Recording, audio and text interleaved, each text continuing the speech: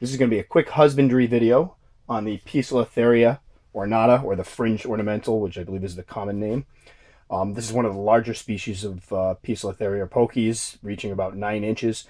I got this young lady that I'm about to show you in, I believe it was August of last year, from Jamie's Tarantulas. It was a sex female at about 2.5 inches. With pokies, something to keep in mind, they grow very, very quickly. So I tend to put them in their adult enclosures a lot faster than I would other species. So this one at 2.5 inches, I will say it was kind of swimming in this enclosure a bit. And if you'll notice, this is one that's made for hanging files. There's a little ledge right up here, and it kind of made a home in the little ledge up there for a little while. So I was just kind of dropping crickets into it. Wasn't venturing out as much as I would have liked, but it's since calmed down quite a bit. It was very, very skittish at first, and one that would bolt around the enclosure. So, like I said before, they run around when they get excited. Usually, they don't usually go up and out. And it was one that if you moved it slightly, it would take off. It's actually, as it's gotten bigger, it's calmed down a bit. It's worth noting that a lot of keepers that keep Poecilotheria species do say this is one of the more high-strung pokies, and one that might be a little less reluctant to bite. I found with the majority of mine, if you tap the enclosure before you go in and do any maintenance, and I will open this one up in a moment because I do have to do maintenance. I have a soiled water dish and gonna have to do some cleaning. But if you tap the enclosure before and let them know you're coming, they tend to hunker down or climb into their burrows. A lot of them, if you notice, I have cork bark set up there. She'll go and sometimes hide underneath that cork bark, which personally I like, because it means they're in a nice spot where they feel secure. They're not out in the open, and they're less likely to do their bolting. If you've ever seen one of these guys take off and run, they move very, very quickly. So the key for me is when doing maintenance or rehousings, try not to set them off. Obviously, it's not always you're not always able to do that. It's not always possible, but it's something I try to do. All right, so I'm going to flip the light on here in a minute and try to get a picture first, so it's not just me talking to a plastic cage. This is, I've been having a very hard time finding these now, but I have enough in circulation that when I rehouse one thing, I can put it back into circulation for another species.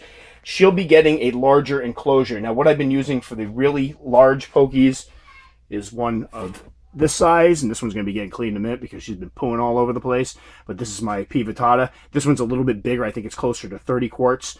I am on the market and in the market for some nice looking arboreal enclosures. I've been getting really into arboreals lately, so I may look for something that's taller, acrylic, or a little more attractive that is top opening, because as I've mentioned before, the pokies, when they bolt, and I said earlier in the video, they go around, generally not over the top. So I like doing work from the top. So let me open this one up, turn on the light, and get a look at her. Hopefully she doesn't bolt right away. There she is. Let me just... Gorgeous girl. Now she's in pre-molt right now. She's not eating. As you can see, her abdomen is quite fat. It can be difficult sometimes to tell when the pokies are in pre-molt because they don't show it as much as some of the terrestrial species. I've had ones surprise molt on me a couple times where they were, I didn't even know they were in pre-molt. This one is kept usually in temperatures like all the rest of them. It's low to mid 70s. In the wintertime, I do have supplementary heat. And then the summertime, I will say it's already hit 82 in my transform twice. So normally in these videos, I go, maybe hits 80. It looks like the summer's going to be a hot one because we're already hitting 80 degrees. And they do just fine. Again, when I got her, she was about 2.5 inches long.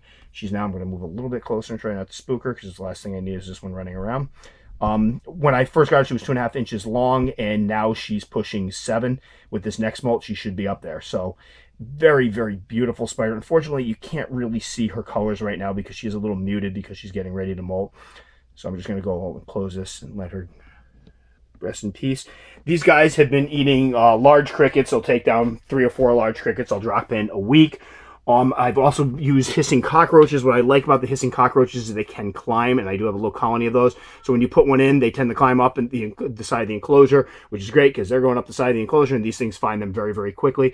And I also use dubia roaches. I'll give a couple large dubia roaches, so I mix it up. Again, beautiful species, but be warned, anybody that's watching this that hasn't done a lot of research into spiders, this is an old world arboreal. They have a heck of a bite. Now, you figure they have a heck of a bite anyway because of the potency of the venom, but you're talking about a spider that can get 8, and some people have said 9 inches long. So between the mechanical damage of those fangs and what's considered to be some of the most potent venom out there, this would really put a hurting on you. So if you're somebody that's new into the hobby, just make sure you do some research into it, realize the difference between old world and new world, because sometimes I put these videos up and I'm afraid somebody's going to look at it and go, that's beautiful, I got to get that, and not realize that this isn't one of these spiders that bites like a bee. You'll hear a lot of times people say, oh, the bite's no worse than a bee sting. This is not one of them. And there's some good videos out there if you look, and some good information out there about what you can expect from a bite from one of these. So again, I'm not one of these people that's going to sit here and harp on it and say, no, you can't own it if you haven't owned spiders for such and such a time. I'm not going to get into the old ladder debate like that you build up to it. What I am going to say is, if you're looking at one of these species, please look at some of the videos and be informed, because they can be a handful. I do a lot of rehousing. I've done a lot of rehousings with these. I'm comfortable working with them, and I think sometimes I make it look like easy. And I've had a couple people like, oh, that's not that bad. I've had some not bad ones early on, or some bad ones early on where it didn't go my way. So just keep that in mind. So again, we'll just take one more little peek at this girl.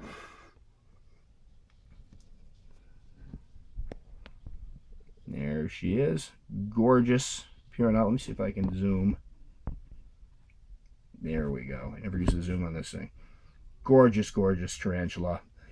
I can't wait. I will do an update on this one when after she molts, because I got a funny feeling she's going to be huge. Oh, a little tip for these guys. As you can see, I'm going to go, because she soiled her water dish and dropped some stuff in. I do need to clean out the water dish, so I can't afford to wait for that. However, when I do maintenance on these guys, they do tend to spray the feces all over the place. A good time to do maintenance is a few days after they molt. They tend to be a little more reclusive. They're going to be hiding, and they're going to be less apt to attack if you put your hand in the enclosure. And then again, invest in, sitting right here is tongs. I have another pair of tongs. Invest in some good tongs. Keep your hands out from the sides of this thing when you put them in, because again, when they race, they're going to go around, so your hand will be right in the traffic. But I found that when I do either during, and I would say actually right before a molt, if you can time it, sometimes they're very, very calm and they're not overly aggressive. You're less likely to get bit, because they're trying to hide. They're kind of feeling insecure and kind of vulnerable. So if you get them, right before a molt, or even better, they molt, give them a couple days to harden up a little bit, because you don't want to, stress them out. They've already had the molt. But usually in that period, they're a little more reclusive, and that's a good time to go in and do your maintenance. So again, Poecilotheria ornata, or the Fringed Ornamental, beautiful spider. I think I've just about covered all my pokies now, so we'll start doing some updates on some of them. Amazing species, and just, unfortunately the pictures aren't going to do this one justice.